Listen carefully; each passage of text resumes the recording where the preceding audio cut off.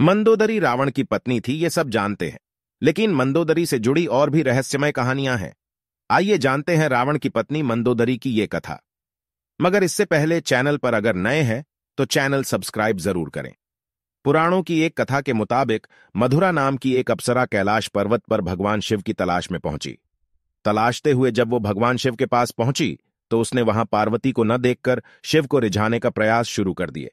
जब कुछ समय बाद वहां पार्वती पहुंची तो उन्होंने मधुरा के शरीर पर शिव की भस्म देखी और फिर वो क्रोधित हो गईं।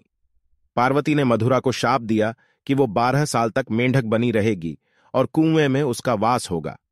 मधुरा को अपनी गलती की कीमत चुकानी पड़ी और असह्य कष्ट का जीवन शुरू हो गया। जिस समय ये सारी घटनाएं घट रही थीं, उसी समय कैलाश पर असुर राजा मायासुर अपनी पत्नी के साथ तपस्या कर रहे थे। दोनों एक बेटी की कामना के लिए तपस्या कर रहे थे। 12 वर्षों तक दोनों तप करते रहे।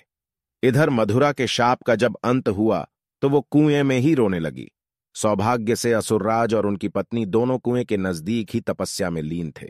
जब उन्होंने रोने की आवाज सुनी तो कुएं के पास गए। वहां उन्हें मधुरा दिखी। असुरराज ने तपस्या छोड़कर मधुरा को ही अपनी बेटी मान लिया। मधुरा का नाम बदलकर मंदोदरी कर दिया गया। असुरराज के महल में मंदोदरी को राजकुमारी का जीवन मिला। वो अपनी नई जिंदगी में बेहद खुश थीं। लेकिन इसी बीच उसकी जिंदगी में रावण की एंट्री हुई। मंदोदरी के पिता मायासुर से मिलने रावण पहुंचा। वहीं उसने मंदोदरी को देखा और मोहित हो गया। उसने मायासुर से मंदोदरी का हाथ मांगा। मायासुर ने यह प्रस्ताव ठुकरा दिया तो क्रोधित रावण मंदोदरी का अपहरण कर लाया। दोनों राज्यों में युद्ध की स्थिति बन गई। लेकिन मंदोदरी जानती थी कि रावण उसके पिता से ज्यादा शक्तिशाली शासक है। इसलिए मंदोदरी ने रावण के साथ रहना स्वीकार किया।